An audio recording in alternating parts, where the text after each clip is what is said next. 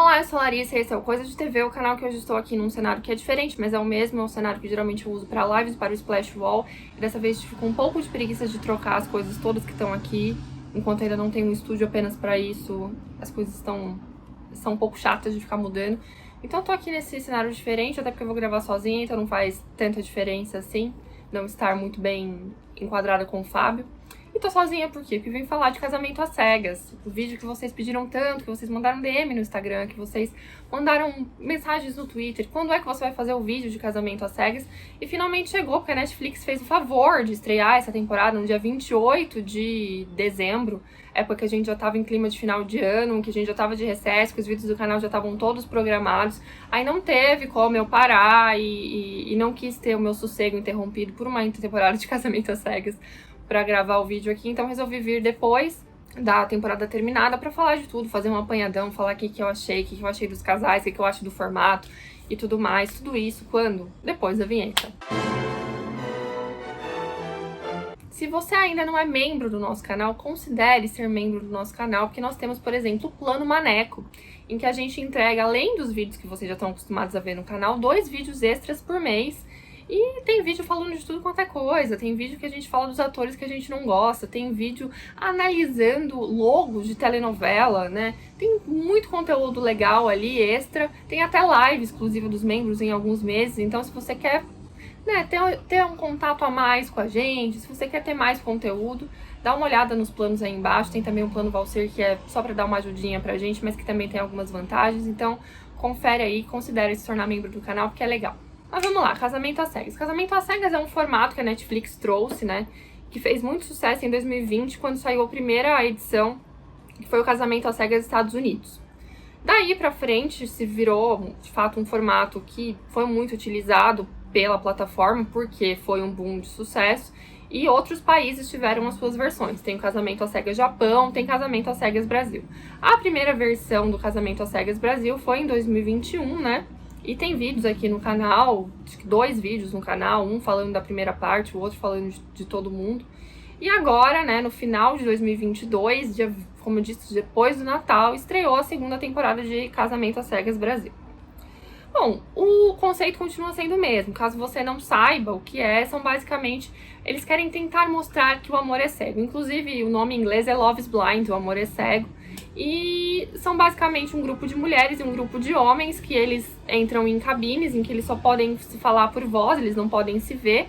E ali eles começam uma conversa pra ver se eles têm o que eles têm em comum, o que eles têm de afinidade, se eles vão se apaixonar. E caso eles se apaixonem apenas pela conversa, sem se ver, eles pedem um ao outro em casamento.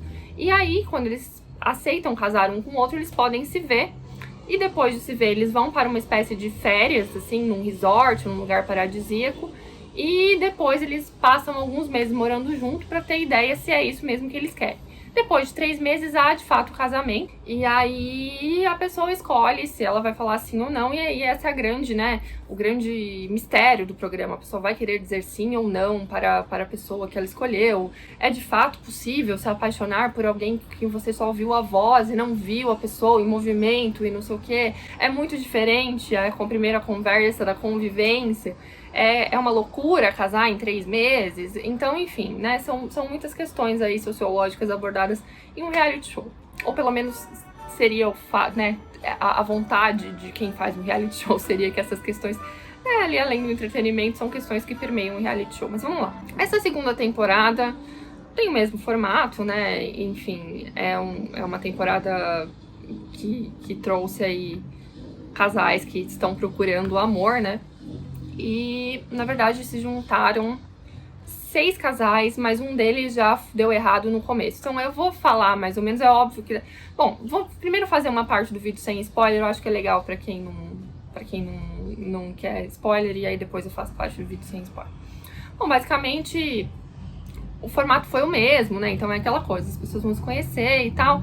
E o que você quer saber é se vale a pena ou se não vale a pena assistir, né, a segunda temporada. Então assim, se você assistiu a primeira e gostou, se você gosta desse tipo de conteúdo, desse tipo de entretenimento, provavelmente sim, vale a pena, porque é tudo muito parecido, né? As dinâmicas são as mesmas, na verdade o que acaba te importando se as pessoas vão ficar juntas ou não, mas também se importa aquela coisa meio a vergonha alheia. Eu acho que o casamento às cegas e a maioria dos realities de relacionamento hoje em dia, eles estão muito mais permeados no fato de você odiar as pessoas do que você gostar delas, né?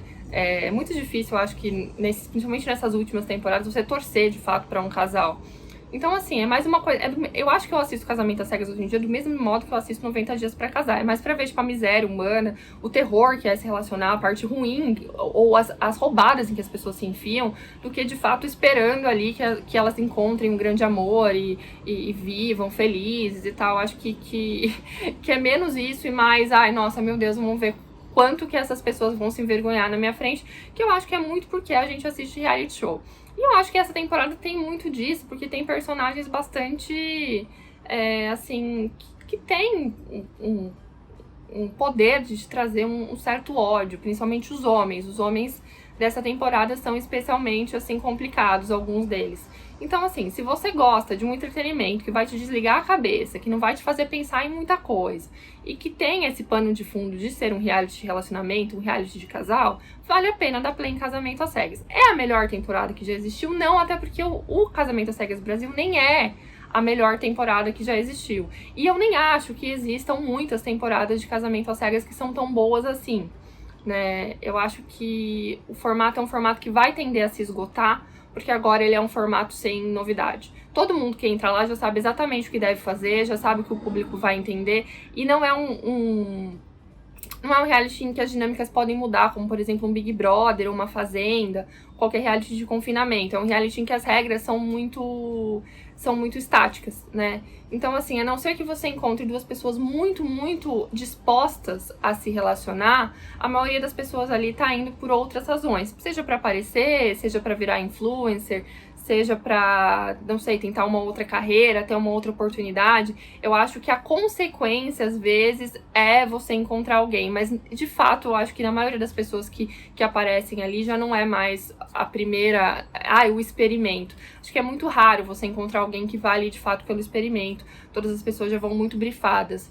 Então, você acaba assistindo muito mais por aquela coisa de, tipo, eu quero ver conflitos entre pessoas, que é a razão pela qual a gente assiste qualquer reality show. E ainda tem aquela coisa do real, né? Tipo, o que é real? Eu acho que só acaba sendo uma discussão muito, muito viva em muitos reality shows. E eu acho que hoje em dia é muito mais, porque as pessoas veem muito... Enfim, você tá num mundo em que o seu próprio celular já é um reality show. É possível fazer um reality show da própria vida se você quiser. Tem influencers que acordam com o celular na cara e vão dormir com o celular na cara. Você consegue ver todas as partes do cotidiano daquela pessoa. Então, assim, são pessoas que já estão muito acostumadas. A gente vive numa sociedade em que já está muito acostumada a se expor. Por isso, nem sempre tudo vai ser real. Existe uma coisa de um personagem, existe um modo como você acha que você deve se portar para trazer mais carinho do público, pra ser uma pessoa que se destaca mais, enfim. Tudo isso agora permeia todos os reality shows e todas as pessoas querem ser famosas. Então, assim, um modo de ser famoso é claramente aparecer em um reality da Netflix. Então, assim, o que é real não dá pra saber. E eu acho que se você quer curtir um reality show hoje em dia, você tem que se desapegar um pouco dessa ideia, sabe? O real é um conceito muito vago, é um conceito muito complicado. Então, assim, aquilo que está aparecendo na TV pra você, você pode escolher acreditar. Então, se você quiser escolher acreditar, se você comprar aquela realidade, se aquela realidade for te posta de um jeito que é interessante o suficiente, você vai gostar de Casamento às Cegas. Caso contrário, se você quiser mesmo ver uma vida, você realmente quiser acreditar em pessoas que vão encontrar o grande amor da vida delas e querer ver gente ali que tem como primeiro objetivo, de fato, se relacionar, eu acho que já não é o caso. Eu acho que a primeira temporada dos Estados Unidos tinha isso e o Casamento às Cegas Japão tem muito isso. O Casamento às Cegas Japão eu recomendo pra todo mundo, porque eu acho que é, de fato, o experimento levado do modo como deve ser feito. Eles são muito respeitosos com os desejos e as vontades do outro, e eles só se comprometem quando eles acham que devem se comprometer. Tanto é que os dois casais que casaram no Casamento às Cegas Japão, que eu não vou contar quem é, caso você queira assistir, estão juntos até hoje. Então, assim, é um comprometimento muito diferente, mas que é também cultural. Ali parece que não tem muito essa ideia de querer virar influenciador e tudo mais. É um outro porquê. Então, eu acho que só esses dois, o primeiro dos Estados Unidos, porque ninguém sabia do que se tratava, e o Japão, são os que ainda trazem em si alguma dose do fato de que as pessoas foram ali para tentar encontrar um amor. Todos os outros você vai ver muito do que você vê em qualquer reality show de férias com ex, por exemplo, que já virou outra coisa, né? Tipo, ninguém tá lá pra brigar com o ex, todo mundo tá lá pra tentar virar influencer e depois tentar entrar na Fazenda, né? Tanto é que um ex-casamento às cegas, inclusive, entrou na Fazenda, o Chayanne era ex-casamento às cegas e foi pra Fazenda. Então essa, né, é uma fábrica de subcelebridade, de gente que vai acabar sendo cooptada por esse mundo dos influenciadores e que talvez entre ali justamente esperando por isso. Enfim, fato é, isso tudo explicado, assista sabendo disso. Mas agora vamos para a crítica em si, né? O Casamento às Cegas dessa temporada juntou 6 casais, mas um deles já acabou antes mesmo de começar, né? Que é a questão talvez mais sensível do programa, que foi o triângulo amoroso Paula, Amanda e Bruno. Paulo era um cara que não foi com a cara dele desde o começo, porque tinha um ar muito pedante, o homem hétero muito cheio de si. E ele tava ali em dúvida entre duas meninas, a Amanda e a Bruna. A Bruna era médica intensivista, talvez um dos personagens mais curiosos do Casamento às Cegas, porque ela era bastante... Ela falava uns papos de outras vidas, ela era muito emocionada, ela queria sair de lá e casar, ela queria sair do programa já, tipo, não continuar no programa, mas casar assim mesmo. Enfim, ela vinha com uns papos muito estranhos, assim, ela vinha já, tipo, ela tava muito querendo, né, que o Paulo fosse a pessoa da vida dela.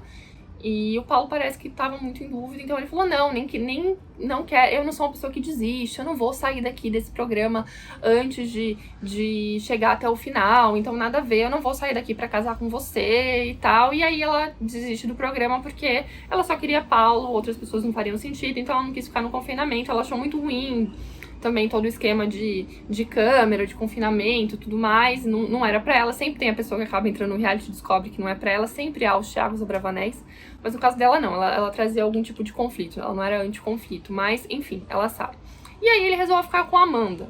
Acontece que a Netflix esse ano parece ter ouvido os telespectadores e trouxe pessoas um pouco mais fora do padrão, que é uma coisa que também aconteceu na 3ª temporada do Casamento às Cegas dos Estados Unidos, muito embora eu tenha achado que foi assim, um fora do padrão ainda bastante dentro dos padrões.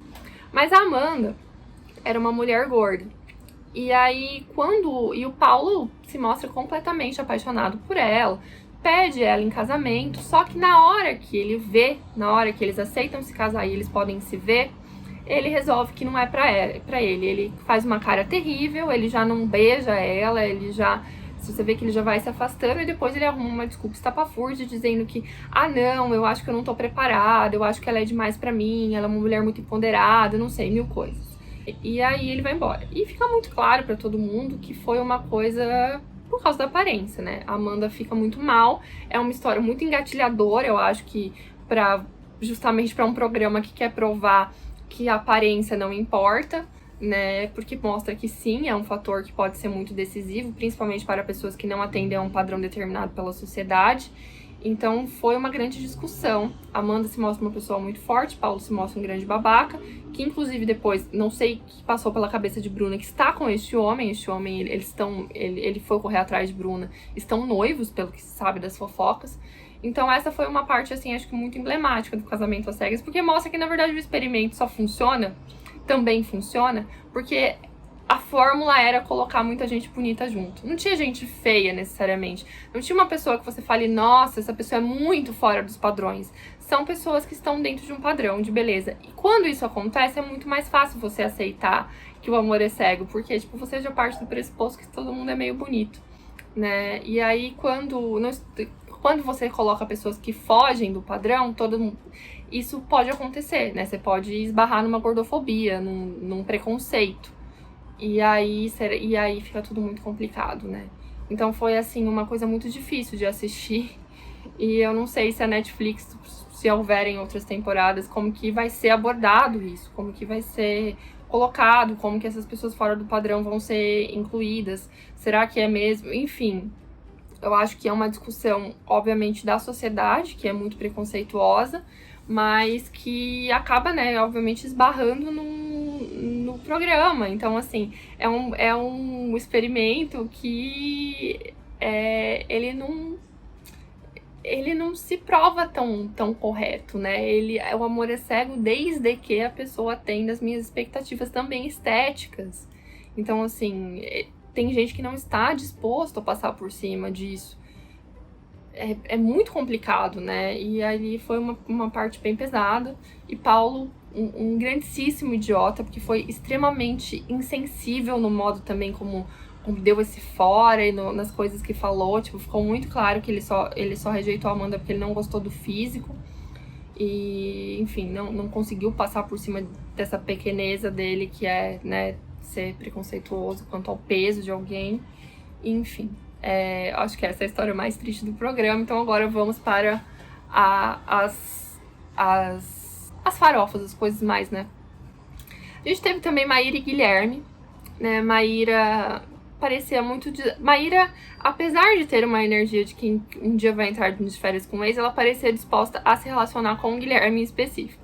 Acho que talvez ela tenha entrado ali também pelo fato da exposição, mas assim que ela conheceu o Guilherme, eu acho que ela acreditou que pudesse, além do fato de estar participando de um reality show, conhecer alguém que ela gostava. Mas o Guilherme, claramente, desde o começo, não estava comprometido nem um pouco com essa história.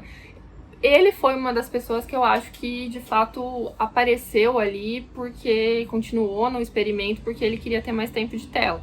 Isso acontece com algumas pessoas em várias outras edições de Casamentos às Cegas ao longo do mundo, principalmente nos Estados Unidos.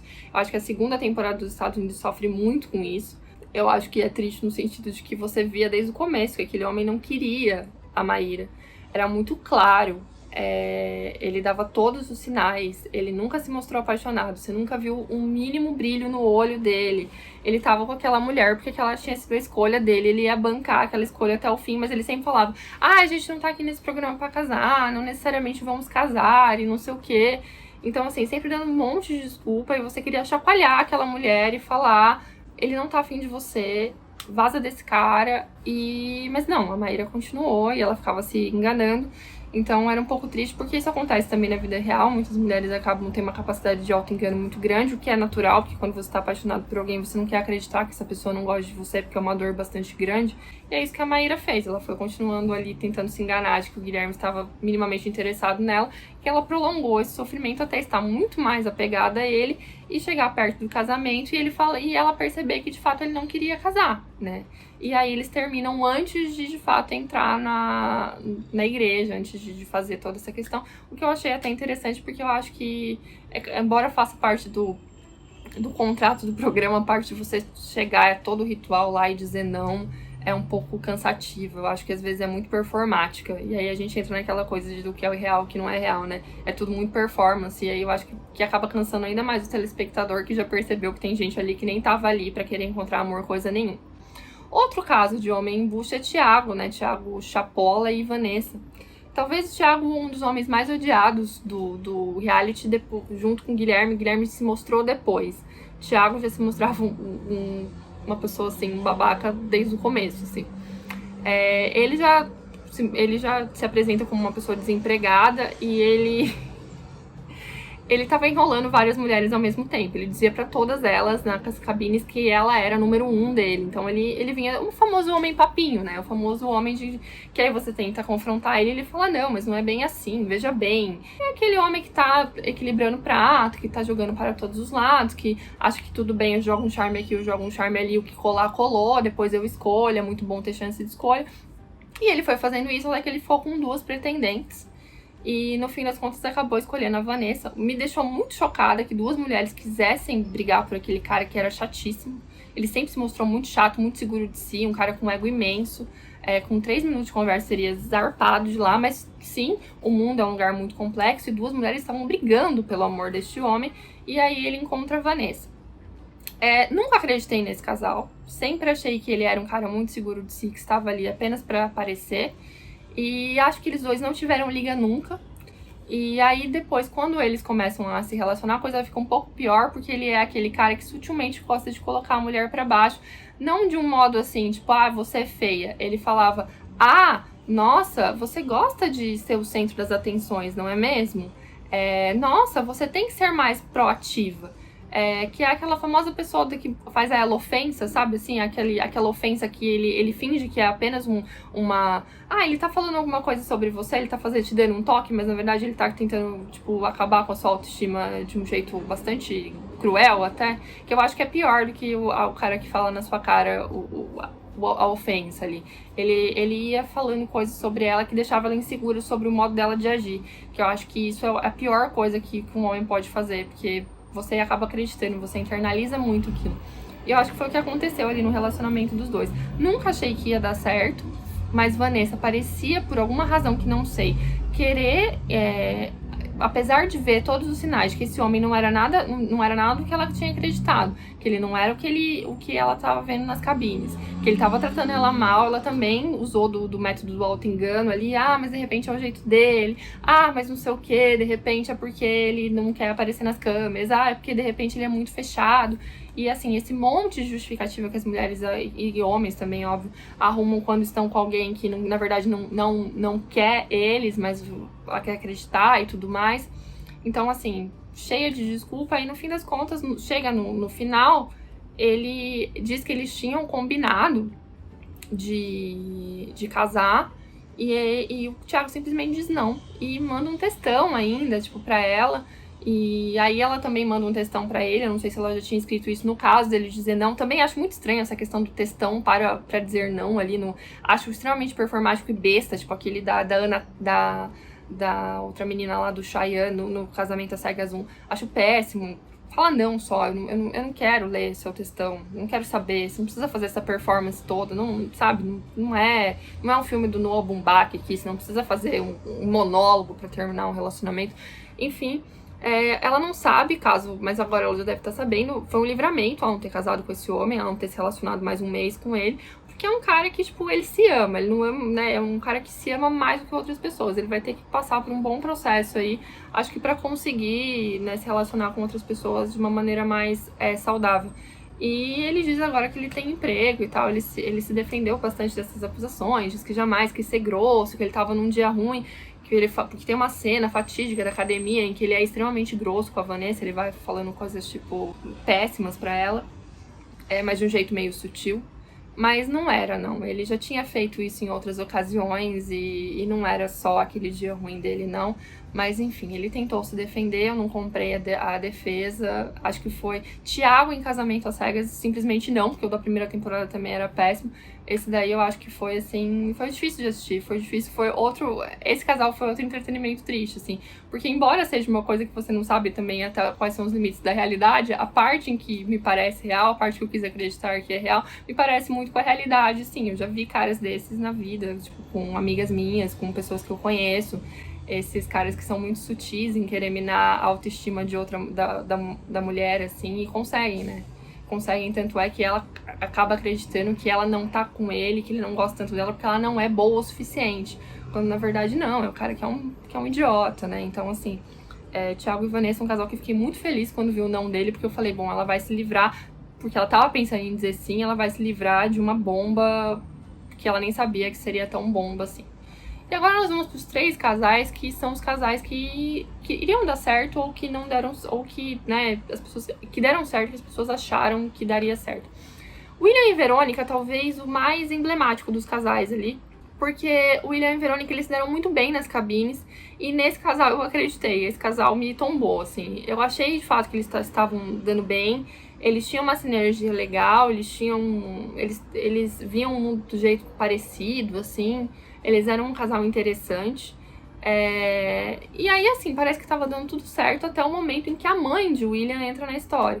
Porque ela vai jantar na casa deles, lá na casa que eles vão morar juntos, e aí ela começa com um monte de senão. Ela claramente não gosta da Verônica, ela não gosta da ideia do filho dela casar, e aquilo vai se tornando um grande problema ali. E ela vai mostrando de maneira não muito sutil que ela não tá gostando nada da ideia do filho dela casar dentro daquele experimento.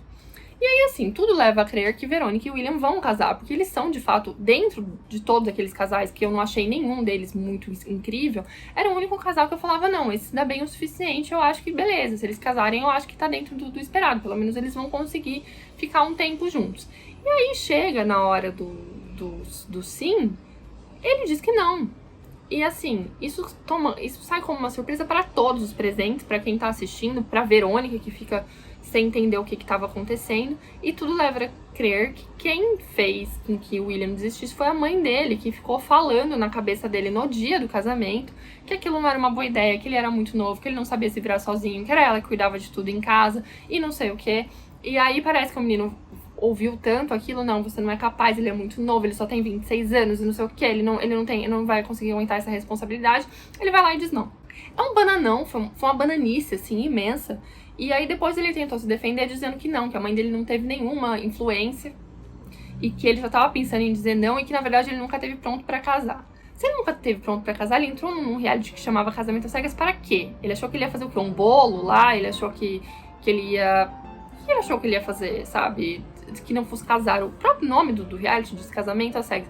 E disse que tudo bem, eles não casariam, mas talvez eles pudessem ter um relacionamento e ele ia dizer não, ou eles terminassem antes de entrar no altar. Enfim, ficou uma história muito esquisita, pegou muito mal. Ele foi um cara que todo mundo gostava e que todo mundo veio odiar no momento em que ele diz não. E é uma atitude extremamente covarde. Eu acho que pareceu muito covarde ali, por mais que seja uma coisa meio, como eu disse, o real ali é meio uma coisa, né, que não dá pra saber até onde vai. E muito desrespeitoso, porque ele fala esse não bem na frente dela, ali no altar.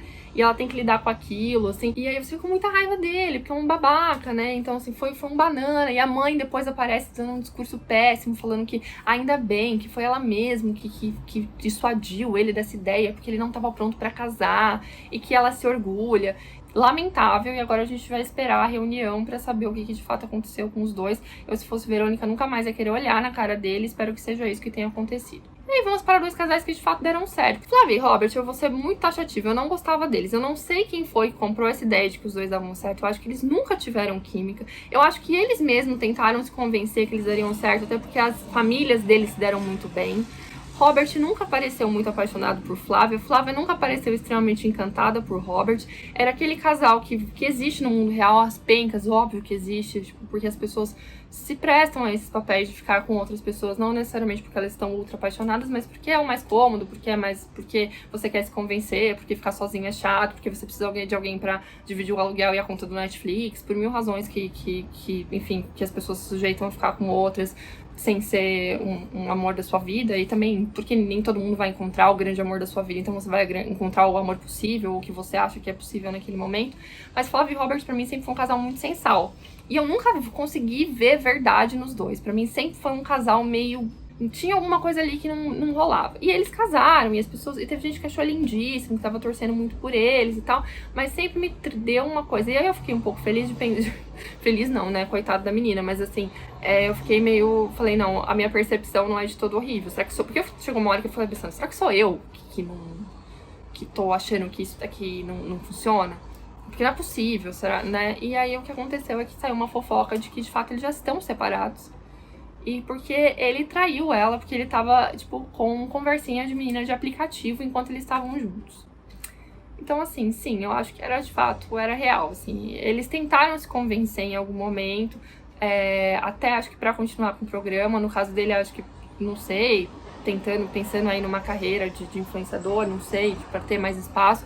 Mas nunca me convenceu. Eu sempre achei um casal muito morno, um casal que de fato alguém ali tava tentando se convencer. E eu acho que muito mais a Flávia. A Flávia desde o começo percebeu que não era. E ele nunca teve apaixonado por ela, isso era muito claro. Mas eles foram tentando levar a coisa ali e até que uma hora acho que ficou muito, né? O cara foi lá e deu essa rasteira nela, disse que tem stories aí dela falando que algumas decepções te ensinam, aquela história toda de quando rola um término muito traumático. Enfim... outro casal que mostra que talvez esse experimento esteja mesmo um pouco fadado ao fracasso. E por último, nós temos aqui um casal que talvez traga a sua esperança no amor seja retomada, porque Alisson e Tamara também são um casal que se deu bem desde as cabines, Teve ali uma coisa bonita dos dois de conseguir trazer segredos e coisas que estão escondidas sobre a própria vida, que talvez seja o que faz com que você sinta alguma empatia por uma outra pessoa, é isso, né? Quando você descobre o inesperado, você consegue dizer alguma coisa que você não diria pra todo mundo, e aquela coisa que você não diria pra todo mundo toca outra pessoa, então você tem a via de mão dupla. E eles tiveram essa via de mão dupla em um momento, porque o Alisson é um menino que foi adotado, e né, uma dada hora ele consegue contar isso pra Tamara, e dá pra perceber que isso pra ele é bastante difícil de falar, embora ele seja muito amado e muito e se dê muito bem com a família dele. Parece que não é um assunto que é tão simples de tratar com todas as pessoas, mas ele conseguiu tratar isso com a Tamara, então ali você vê que eles têm uma relação que foi interessante, assim, eles conseguiram falar sair da superfície, né, que acho que é o interessante de qualquer relação humana, é você conseguir sair da superfície e trazer algo de você que você não conta pra todo mundo, que é uma parte que sei lá, que mostra algo que é, sei lá, uma coisa, mais uma essência, não sei. E aí eles conseguiram isso. Mas ainda assim, eu tive um... Não é que eu não acredite num casal, eu acho que é um casal que de todos, fora William e Verônica, que realmente me enganaram, é o que eu vi algum traço de verdade ali, principalmente nas horas em que Alisson se emocionava. Mas Tamara, eu não consegui entender quem ela é. Eu acho que em alguns momentos com Alisson ela se mostrava mais vulnerável, mas ela era mais uma personagem de reality show, assim.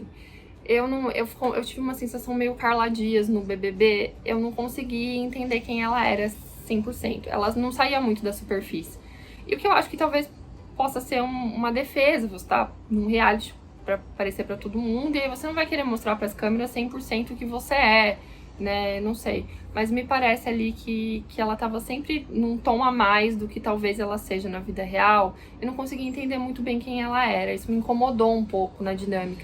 E algumas interações entre eles e a família eu achei um pouco esquisita, assim, entre a família um do outro, embora depois parece que as famílias se deram muito bem e todo mundo tava feliz com o casamento. Tudo isso dito, né, agora que já fiz minha análise, valeu a pena assistir Casamento às Cegas? Sim, porque eu acho que eu precisava desse entretenimento pra desligar a cabeça. O fim do ano me deixa muito cansada, eu não consigo muito engajar com coisas muito sérias, porque fico de fato muito cansada, é uma época difícil pra mim, emocionalmente falando também. Então eu precisava de alguma coisa que me desligasse das festas de fim de ano, e aí o Casamento às Cegas, ele cumpre esse papel, né? Mas essa temporada em especial me incomodou porque, de fato, não teve nenhum casal que eu falei, putz, você vê aquele algo a mais, sabe? Aquela coisa que você vê entre duas pessoas que te faz acreditar que existe algo além, que tipo, você pode esperar da vida algo além. Eu não vi isso. Eu vi isso no Casamento às Cegas dos Estados Unidos, entre Lauren Cameron e com Amber e Barnett, porque apesar de serem um casal extremamente caótico, eu acho a dinâmica dos dois muito perfeita, assim. No momento em que ele fala, eu vou pagar as suas dívidas da Sephora, eu vou vender a minha casa pra pagar minhas dívidas da Sephora, você vê que ele entendeu uma complexidade ali dentro de Amber e que ele gosta do fato dela ser maluca. Eles estão juntos até hoje, então... acho que o formato tende a se desgastar, eu acho que já tá desgastado. É muita gente que entra pra ficar famoso, é muito personagem que entra pra virar influencer, e isso agora em todas as edições. Eu acho que só no Japão não vai acontecer isso, porque eu disse que tem acho que um fator cultural que acaba evitando certas coisas. E assim, é aquela coisa, você assiste pra ser enganado, né? Tipo, pra fingir que aquilo ali, aquele simulacro da realidade é a realidade. E aí você acredita naquela história que estão te contando, então você resolve seguir, como se fosse um filme e tal. Mas eu acho que muito daquilo ali é muito já uma performance do que as pessoas acham que a gente espera que eles vejam, assim. Talvez, se o reality se tornar isso, caiba a produção achar uns tipos mais malucos. Que é o que eu acho que aconteceu mais na terceira temporada dos Estados Unidos, assim. Achar uma galera que fuja do normal, pelo menos pra você conseguir ver...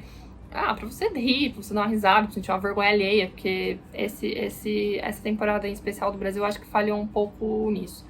Quanto ao fato dos realities de relacionamento funcionarem ou não, eu acho que é possível encontrar o amor em qualquer situação, desde que as duas pessoas estejam dispostas. É possível achar no ônibus, no Twitter, na internet, no Casamento às Cegas, no Tinder. Não é o lugar, são as pessoas, né? Não é a plataforma, é a sua vontade.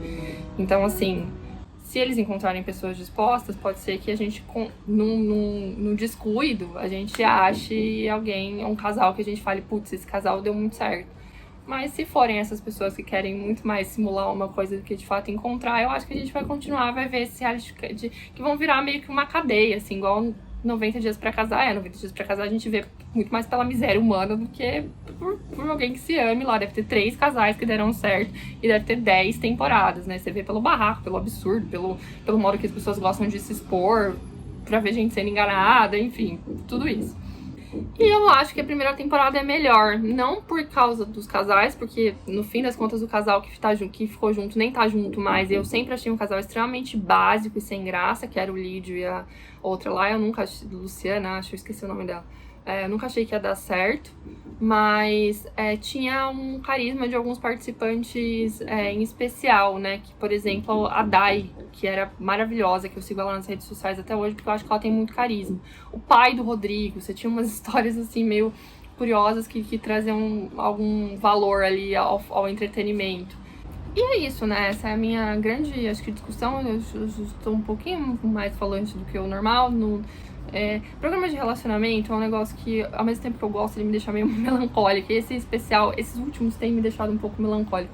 Porque eu acho que é isso, assim, né? Tipo, você acaba vendo muito mais o que dá errado do que o que dá certo. Você vê as mulheres entrando em padrões que são muito comuns às mulheres da vida real, que é tentar se enganar em um cara que não gosta tanto dela porque ela quer continuar, porque ela quer ter um relacionamento, mais do que ela quer encontrar uma pessoa que complete.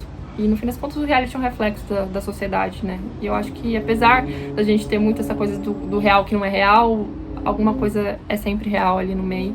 E é isso que me encanta, né? Por isso que eu continuo assistindo. Por mais que seja uma bobagem, eu acho que você acaba pegando coisas interessantes ali, ou pelo menos desligando a sua cabeça o suficiente para não pensar em outras coisas e para ter um entretenimento suficiente, interessante o suficiente para conversar aqui num canal de YouTube ou com seus amigos ou numa mesa de bar, enfim. E é para isso que a gente consome entretenimento. E é isso. Conta aí suas impressões sobre os casais, se você achou horrível, quem que você gostou, se você acredita em alguém, se você nunca mais vai assistir reality de relacionamento, se você não acredita no amor, enfim, conta aí pra mim o que você achou. É isso, e até o próximo vídeo. Tchau! A pergunta que fica é: amor às cegas dá casamento?